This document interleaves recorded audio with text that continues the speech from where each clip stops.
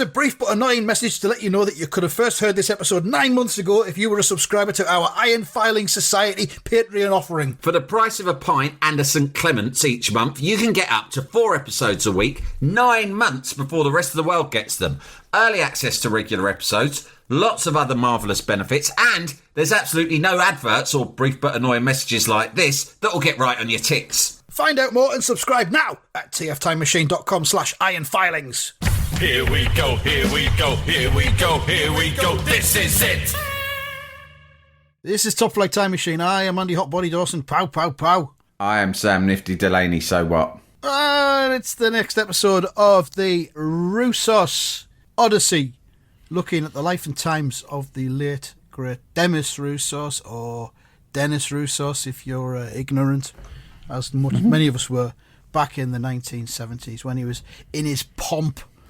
If you don't know about Derek Dennis Roussos, if you just want to have a bit of fun. Derek Roussos. Derek Roussos. I was looking at the names of his kids. One of his kids was called Cyril. I like that. Cyril Roussos. Cyril's a name that I'd love to see have a comeback. Yeah. Did you see that the name Gary? Gary's making a comeback finally. There hasn't been any Garys for a while on the birth Gary names. Was one of the most popular names in the 80s, wasn't it? Yeah.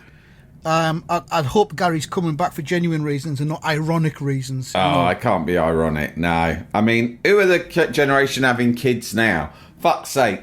The kids who are now getting into... The people who are getting into having kids now are the kids who were born in the 90s, mate. Jesus. Right? Yeah. So if they're trying to be ironic, right? But I think they're less ironic than what our generations have been. Well, they're more straightforward.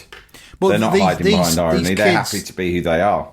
These kids who are calling their kids Gary have probably got dads called Gary, so it's that thing where you pass on your father's name down. Yeah, exactly. Gary has naturally come back, bubbling to the surface again. And maybe People the Gary like Lineker that. effect as well. Maybe a lot of Gary Lineker sympathisers. Could be that. People are listening and also, to this podcast. there was Garys in this country. Like, I associate it a lot with, lads in Ford Capris, right? Yeah. It's a classic. If you're a casual in a Ford Capri, there's a high chance your name was Gary, right? But then it's an Essex name. It's a classic Essex name. So, but when you watch American shows of the time, Gary was actually often a name of like a sort of a thrusting young businessman in America, wasn't it? I suppose. Well, yeah, we had Gary Shandling as well, didn't we? In the Gary Shandling, yeah. It had different connotations in America, but it was popular in America as it was here. I mean, Barry, on the other hand, because you're talking about handing down dad's names through generations, we've done that in my family a lot, especially with middle names and some Christian names after grandparents. But no one, it's quite bad. No one, like my parents' names are Barry and Brenda, and no one's names. No one's even so much as given their fucking pets the names Barry. They're like solid 70s parent names. Barry and really Brenda. Are. Barry and Bren. Rock solid. Yeah. Yeah, but no one's fucking... No amount of irony was enough for us to fucking recycle either of those ones. And I tell you what, they both hate their names as well, so neither of them would have wanted it. Yeah, they're not. They really hate their names. Whereas I like the name. I've always liked the name Sam. I mean, does that make me narcissistic? Not really. I didn't choose it. It's a versatile name, I think. It's good, and I think it sounds. You can have derivatives of it. You can be Sam, Sammy, Samuel. Yeah, Sam. And I have it all. A lot of people in my family used to call me Sammy. Yeah. Sometimes my brother, they'll call me Sammy as a power play now. Oh. Right. Yeah. Theo will call me Sammy as a power play. And my brother Cass has always called me Sam Boy. Still now. Called me Sam Boy when I was little. Still calls me Sam Boy now.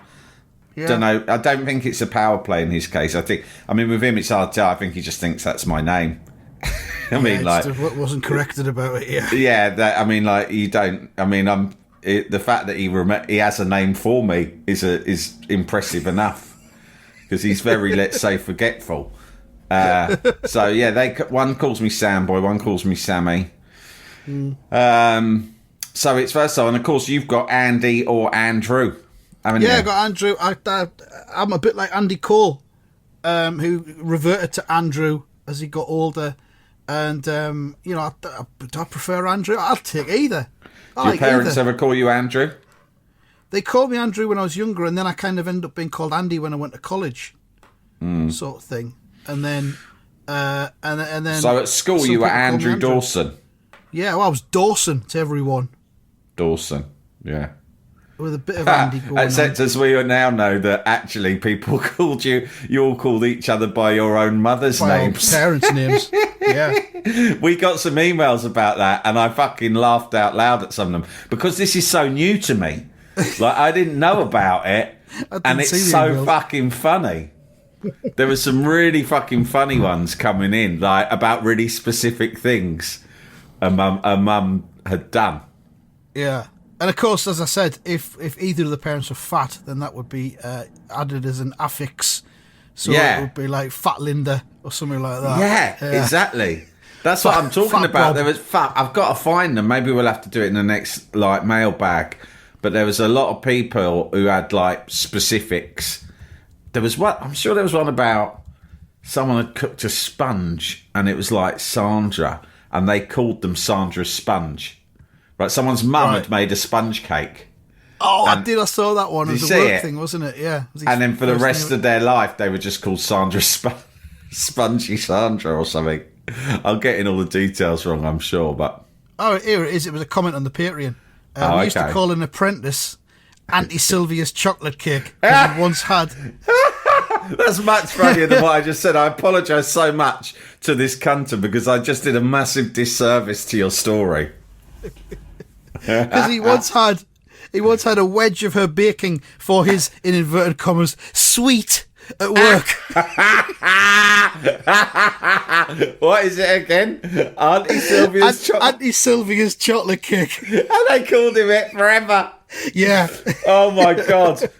See, this is brilliant. This is a whole new banter category, a bantergery that I've got to 48 with being unaware of, and now it's just like I can fucking drink this shit in. I'm mad for it, but I mean, if we ever do another tier of the IFS, which we probably won't, but just make a thing, we probably won't. But it would be great if the top level was called Auntie Sylvia's chocolate cake. In fact, I'm absolutely gutted that I've already named my fantasy league team this year because I'd love to have called it Auntie Sylvia's chocolate cake. Yeah, we could. You might even get an actual cake as part of that top tier. Yeah, we send you a fucking cake and all. Very high price.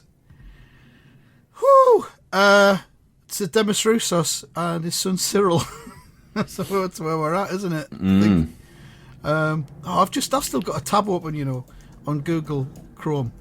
Going back months, and it's got that episode of that sitcom, Mr. Smith, which is the orangutan that drank a potion at a top secret laboratory and developed heightened intelligence, the ability to talk. Why have we not done this yet? Yeah, was Glenn A. Larson something to do with that? I think we just assumed that he was. I don't think he is. Right. But I'm going to just write that down for the future things to do. I've got a very good history box for us to do in a couple of weeks, but I won't tell you on air. I'll tell you afterwards. Okay. It's excellent. Interested, Andy, in your tab management there, because obviously my tab management's pretty poor. But I would have thought that you, with your logistical skills, would be... I would have thought that your tab management would be really good. I imagine that you'd sort of found a way of downloading some tab management app that automatically shuts down tabs or something. So I'm delighted to hear that you, like me, sometimes have tabs that are like from months ago. I have 6 or 7 solid regular tabs. Yeah, and I use regularly all the emailed accounts for various podcasts and everything, and then after that, to the right of that, other tabs emerge but are then deleted. Do you ever click, delete tabs to right, and all of those tabs go. Do you ever get tabsiety, which is a kind of anxiety based on a tab that you've had open, that you were really into something you were reading. There was some information or whatever, and you think, this is really important and I'm going to act upon this at some point, right? Well, Mr. Smith, the sitcom, yeah. And for the time you're looking at it, it's everything in your life. For the 20 minutes you're examining it. And then you get distracted. And then a time comes later in the week where you're like, fuck, man, I've got to sort out these tabs. There's too many of them, right? Anything could happen here, right? And so, but you get to a particular tab, and it might be about something obscure. Like it might be how to pickle your own cucumbers, for instance, right? And you're like, is part of your life. Yeah, I've been thinking about pickling recently, but I haven't started. But I've been thinking about it, right? So that's a good example of something that one day I might think I need to fucking start pickling. Come on, Sam! Fucking hell, Sam! Stop wasting time. You've been promising yourself that you'd pickle things for ages. Is this like where I can see gardening coming down the road towards my life and becoming a bigger thing? I've said that before. You've got pickling. Yeah, well, there are two things that are associated, because I got into this guy. He got quite popular on YouTube a year or two ago. Some old guy, I can't remember his name now. I bought his book. His book was called Big Veg. Got a tab open somewhere with him. Yeah. And what he was doing was he was growing veg and then pickling it, and that was one of the inspirations between. I mean, apart from anything else, I really love pickles. Yeah, I'm a fan of pickles, right? So that's one of the things. But also, it's a hobby. I'm always on the lookout for new hobbies to fill up my time, right? And so anyway, that's just one example. And I'll be like, should I close that tab? Because if I close it, I might struggle to find that page again. This is a particularly good page on pickling. It's like a really good one. And oh man, I don't know whether I should shut it, because if I shut it, I could make it a favourite, but I don't want it on my bookmarks box. That'll take up valuable real estate. I've only got about 7 spaces for bookmarks there. Oh, no, I can't shut it. I'm going to act. If I shut it, then I won't act upon it. I'm going to leave it open, and that way I'll definitely act upon it tomorrow. Yeah. And then you just don't. And that's why some tabs stay open. I've got space in my bookmarks bar. I'll put it on mine if you want. You got space? Keep it for you. I've got WeTransfer, classic. Yeah. Use that every day to send you these recordings. What else have I got? Canva. I use that a lot. Podfollow. I've got a shit thing called Calendly that keeps crashing. I'm a bit embarrassed to have it, to be honest, mate. I've got a lot of stuff I don't actually use anymore. I might get rid of some of these. Now I'm looking at it. They're just sat there. Online banking, which I do on an app now. Yeah. There's fucking Aircast, which I can just type Aircast into the search bar. No, how many seconds is that going to take? That's an easy thing to type. Well, I didn't even realise it was there in the bookmarks bar, so I've just been unaware of that. There's a thing called Drumbit, where you can make your own drum tracks and rhythm tracks, which I've used on Mince before. There's one already open here. Let's have a listen to that. Oh, what? Did you make that? Yeah. Fucking hell, mate. That's really innovative. All you need to do is start rapping over the top of that, and you've got a hit. That's what I do. That's full Aphex Twin shit, there, isn't it? That's good, mate. I don't know if I've used that on Mince or not. I've got to return back to that. And that sounds. I've got an ear for. One thing about me is I've got an ear for a hit. Right, I can't explain it, but I've just got it. That's a hit. That's a hit. That's a hit. I've been playing about on GarageBand recently, just trying to make some music. So I thought, how hard can it be? Yeah. And exactly. I put together this little tune, and I thought, fucking hell, that's really good. Yeah, there's something there. I need some lyrics over the top of something. It's really good. And then I had a proper listen to it, and I realised it was Streets of Philadelphia by Bruce Springsteen. So that's kind of derailed that. But, I think that's my favourite Bruce Springsteen song. Yeah, it's his best one, isn't it? Love it. That or Dancing in the Dark. Yeah, those are his two best songs, absolutely, yeah. Because they were hits. Yeah. The other ones are just for fucking miserable old farts who'll bore the shit out of you if you give them a chance. Yeah. I've never got Springsteen. Maybe I will as I get older. Not hip swingers like us. Hip No. bop swingers. No. I've lost the tabs now with Demis Roussos in. Oh, there they are. So we've got Demis Roussos. So let's get to the. Why don't we get to the bit where he breaks through because there's so much stuff about when he was younger, and obviously he had success in various different ways. But we're Roussos conscious from when he broke through here in the UK, which was actually I'm looking here before I was born. So this is part of the reason that I was keen on doing this was that actually he is before my time, but I am fascinated by him and. The clip that I saw not so long ago that really just made me enamoured by the phenomena, and it was a phenomena as far as I can establish, was him on one of his earliest television appearances. This was on the Basil Brush show. That's right. It appears to have been from 1973. Yeah, according to this, long time ago. Forever and Ever, his big hit didn't hit the charts till 76, and it had been number one across Europe. But he hadn't broken in the UK. But I think he'd been on Basil Brush. Now we've talked about I think this Basil Brush must have been 76 when Forever and Ever was in the charts because it feels like it was, we've talked about this, and I think that it was, things like this. What's her name? Whose show he was on? Nana Mouskouri. Can I just mention Nana Mouskouri? When Nana Mouskouri was on the telly when I was young. Your general reaction to Nana Mouskouri was, she's horrible. She wears glasses. Look at her. Look at Nana Mouskouri. Yeah, she's really fit. Yeah, she's really hot. She's really fit. Yeah. But it just goes to show these things are like cult. They're to do with fashion. This is the 70s where like you had to look a bit like I don't know Barbara Windsor to be considered attractive. Yeah. We lived in tabloid culture, didn't we? Yeah, and it was all boobs and blonde hair and everything. She was certainly she was the sophisticated gentleman's choice.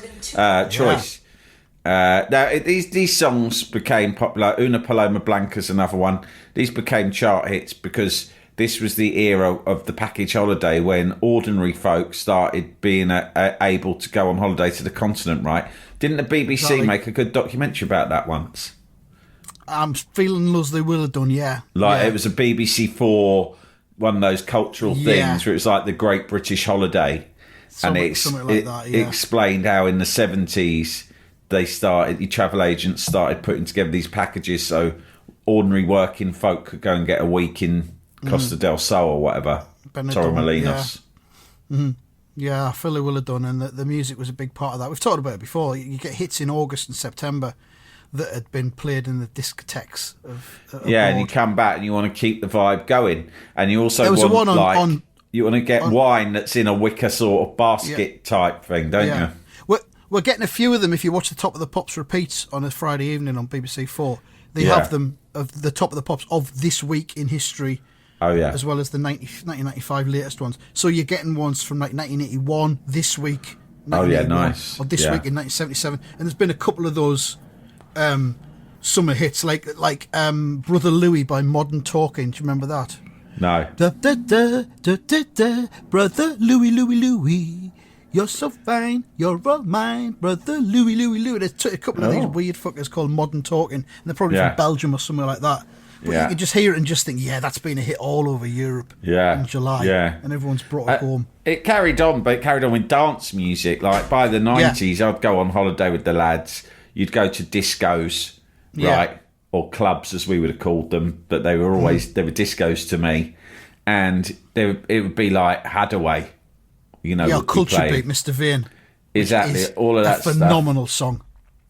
I'll fight anyone who suggests otherwise. Too Unlimited. Yeah. Probably the main one is, which I remember from clubbing in Italy when I was 16 in Sardinia. And it was, Crystal Waters. That was the massive one, wasn't it? Jalapeño.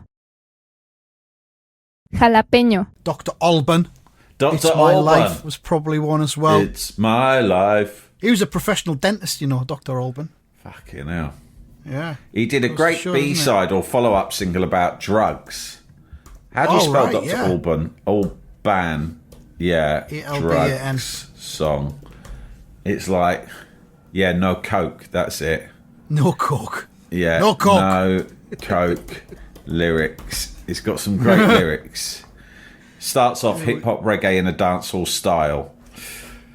This is a separate history box that we're now. And it goes like this. Drifting into. We no want no coke, no heroin, no hash, no amphetamine. Cocaine will blow your brain and ecstasy will mush your life. Will mush your life. We used to sing this at each other all the time when we were teenagers. Cocaine will blow your brain and ecstasy will mush your life. What a song! Unfortunately, it wasn't as big a hit as the "It's My Life." I don't know why, because in many ways it's really, it's certainly more meaningful. Yeah. Drug pushing is a serious thing. One time, two time, they make $1 million. Yeah, it was too close to home for his target audience, probably, who were all drug users. Now they weren't all drug users, but most of them probably were. That's peak our price era, that 93. We no want no heroin, no cocaine, no amphetamine. Cocaine will blow your brain and ecstasy will mush your life. I can't stop singing it. I better move off this tab, because once I start, I can't stop. What a fucking banger. But yeah, Demis Roussos, believe it or not, you can trace the line back from that wonderful song No Cocaine. You can trace that back to Roussos in the 70s. Yeah. The first and arguably finest purveyor of the holiday hit. Yes, forever and ever. And there was, like you say, there was Una Paloma Blanca, I reckon, as well, about the same time. Well, Roussos' first hit was called Happy to Be on an Island in the Sun, which was written by a Northern Irishman called David Lewis. Happy to be in the sun. How about that?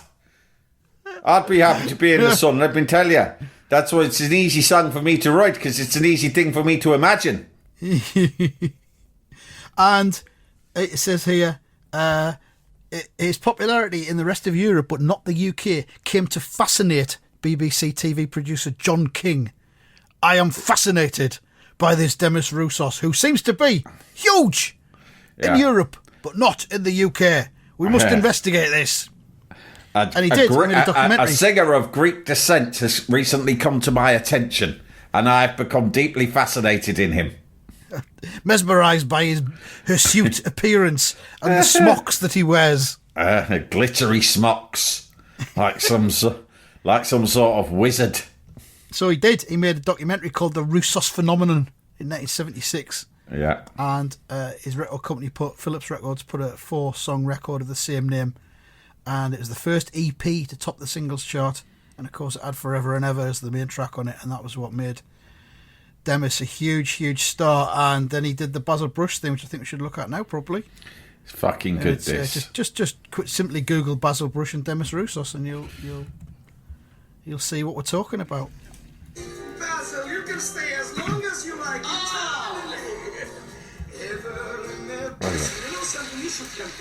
May I stay for more than one day? Basil, you can stay as long as you like. So basically, what's funny about the Basil Brush show is that obviously Basil Brush is fucking mental. Yes. And it's easy to forget, but he is just a fucking little puppet of a fox. Yeah. Right? Yeah. Who talks like a he talks like a spiv, really. Like, no offence to Basil Brush, who I love, but I could really imagine him propping up the bar with someone like with a Nigel Farage. In a golf club. He's very clipped voice. Like in a home counties pub in like Sussex or something, with Nigel Farage putting the world to rights. Oh, do leave off with you, Nigel. Some of the rubbish you come out with, old boy. Isn't it your round? Right. But he's the just there behind the countryside desk. animal, isn't he? So it's quite authentic. Oh, I saw a dead fox this morning. My dog started sniffing at it. It was horrible. Oh. It really shook me up. Anyway, because it had rotted a bit. That's nature. That's nature. Yeah. So he's just there behind a desk. So anyone who was his guest had to come and sit and lean on the desk, so they were almost eye to eye. Although it's impossible for him to be eye to eye with Demis Roussos, because Demis Roussos is a fucking giant in every sense. But I think that the thing about Basil Brush is he low-key really ripped the piss out of all of his guests. And I think just by him wearing the same outfit that Demis Roussos is wearing, on, hasn't he? Yeah. like, you could say, oh, that's nice, but I think it's a piss take. Like a power play. It's like, all right, look, I'm wearing one of your daft dresses. I look like a dick. Do you like that, do you? You can't deny it. Look, I've got one of your glittery man dresses on. Make you feel at home. Come on, let's have a sing-song. And it starts off with Demis Roussos saying, you know what, Basil? You should come to visit Greece. It's a wonderful place. For some reason, Basil says, may I stay for more than one night? Strange question. Strange question. Good Basil Brush impersonation there, mate.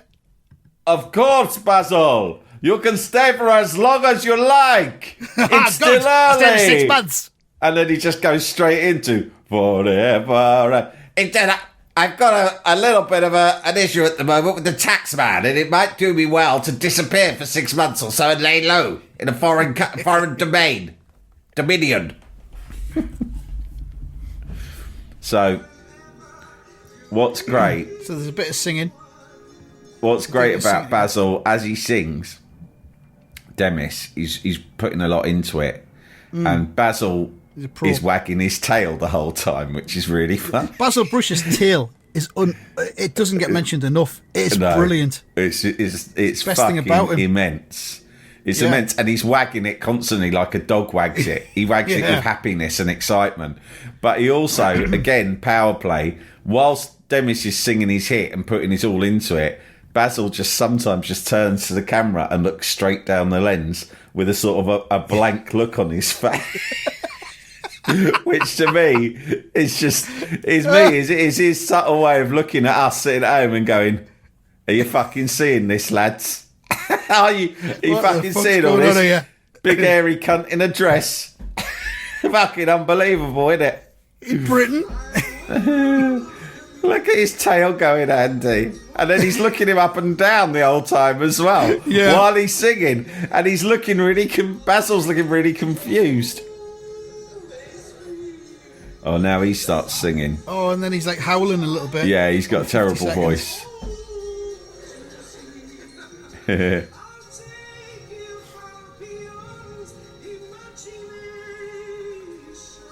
has got a lovely voice, Demis Roussos. Yeah. He's a pro. Demis is great because he knows Basil's taking the piss, but he's got a sense of humour about it. He doesn't strike me as a pompous man. Yeah, he's really going with it. Yeah. He's game for a laugh. I wonder what those magazines Basil's got on his desk are. It's just a pile of old mags there as well. Yes, yeah.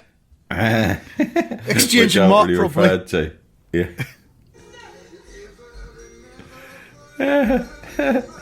Look at Basil. He just keeps looking at him really confused, like he doesn't quite understand what he's doing there. And then does he change the lyrics like 2/3 of the way through, just singing about Osaka or something like that? Starts dropping in the stereotypes. The sun, the sea, beautiful scenery. There it is. There is a song. Oh, they're getting into that. Sober the Greek, isn't it? Yeah. You can feel in the air. How I wish I was there. Of course. Tell me now. To hear what? Guitars. Play beneath the stars. They serve. The way that Demis is describing Greece would have sounded like as preposterous and far-fetched to an ordinary 70s working class child as one of the worlds that you see in Star Wars. Yeah. Because now everyone's been abroad. Most people go abroad, or at least they've been abroad at some point. But he's there going, you're thinking, look at this guy. He looks like someone from, Star Wars hadn't even come out yet. You think he looks like someone from Star Trek. Yeah. His get up. Do you know what I mean? It's like Captain Kirk would land on a fucking planet and this guy would be the boss of that planet, right? Yeah. He's got a glitter thing and all the hair and all that. And he's singing about this world that he's from and he's going, yeah, it was a bit the sun, scary. The sea, the beautiful women, the wine. And you're sat there, right, in your house, which smells of chip fat and it's pissing down with rain outside, right?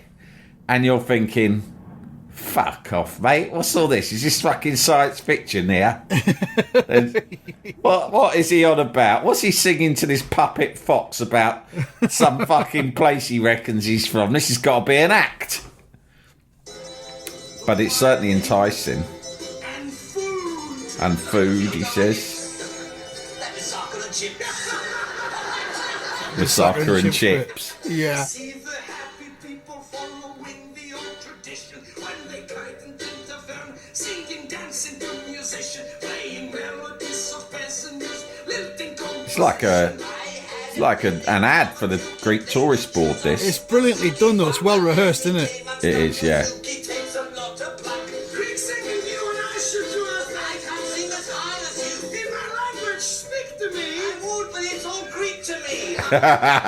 Yay! Boom, boom!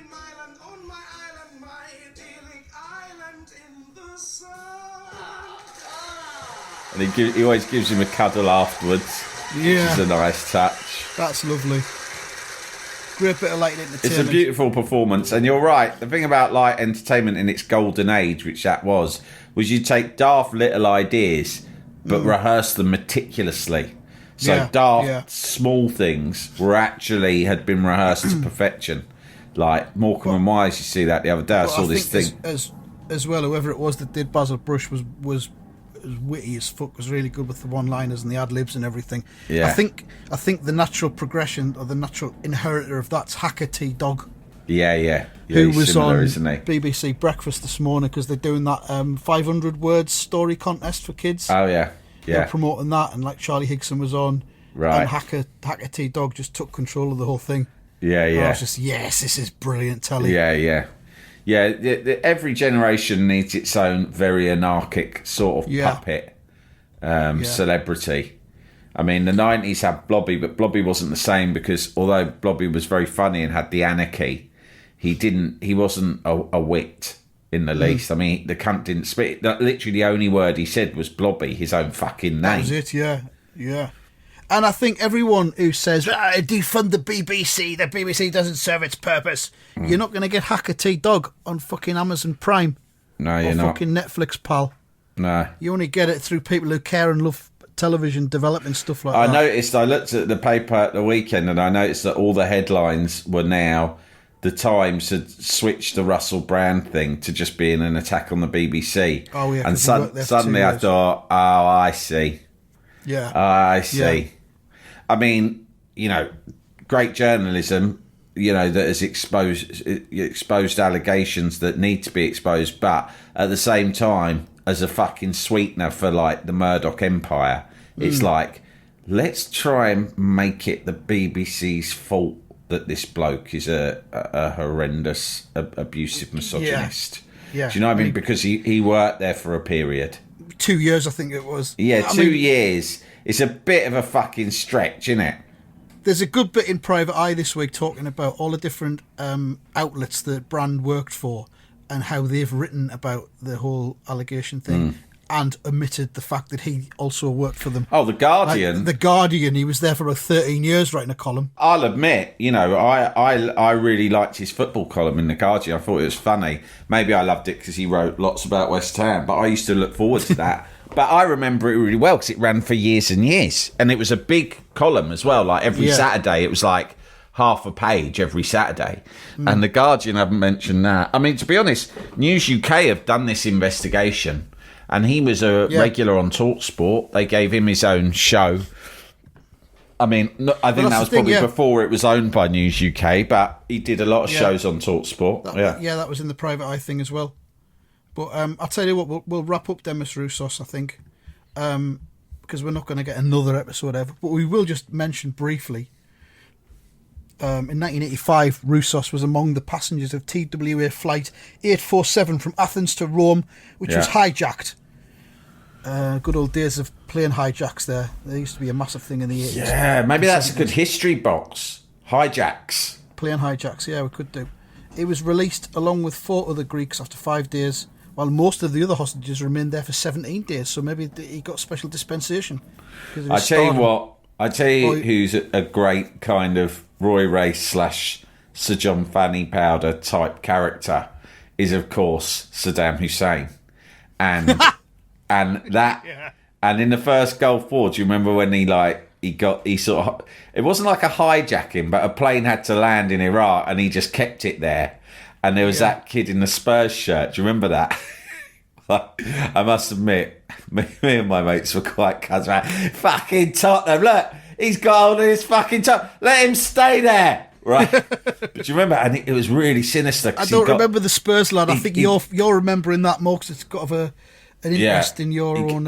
He got like my own prejudices. Yeah, he got the kid and he sat him on his knee like Father Christmas and sort of did this sort of like stage thing. Where he's like, don't worry. Look, the kid loves it. He's having a great time. For him, it's an extended holiday.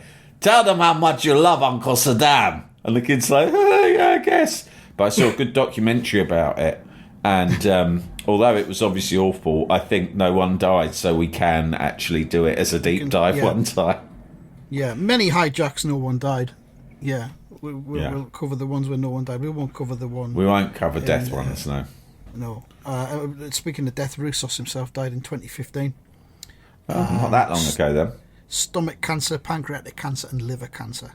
Oh, fucking hell. All the cancers. What a hat trick.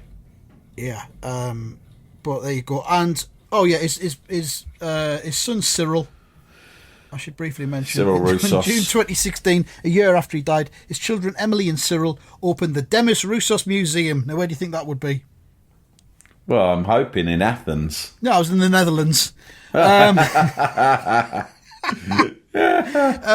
that was, when did he die? 2015. So yeah, and it says after his death, the museum opened before his death. After his death, the curator initiated the procedure to move the museum to Greece, which does seem like a good idea. I don't know why. Oh shit! I would have visited it in Netherlands. It's not too far. Greece is maybe it's hard to get a museum license for Greece. Because they've got a lot of history there, a lot of museums already. Huge amount of bureaucracy involved in the Greek museum business. It's easy to get one in somewhere else and then try and shift it to Greece later on. Yeah, that's probably what that was. There we are. That's Demis Roussos then wrapped up in 3 episodes, 2 of which contained very little Demis Roussos. So, next week's new Odyssey, I think, is going to be a book that we've both got about public information campaigns of the 70s and 80s. And I've got it here. It's called, in case anyone's interested in checking it out, it's called Protecting the People by David Welch, published by the British Library. Lots of great public information posters from throughout the decades for all sorts of funny things. And it's I think you'll like it. It's available on the website that people don't like for about 9. Okay, I found this on the web for what? Interested in checking out the school Protecting the People. What? That was Siri. Siri just heard me say that. Results bot. Fuck off, Siri. No, not an Fuck off. Can you believe that shit? I didn't press anything. It begins. Fucking hell, they're taking over. Yeah. All right, then, that's it. Thank you very much for listening. Goodbye. Goodbye.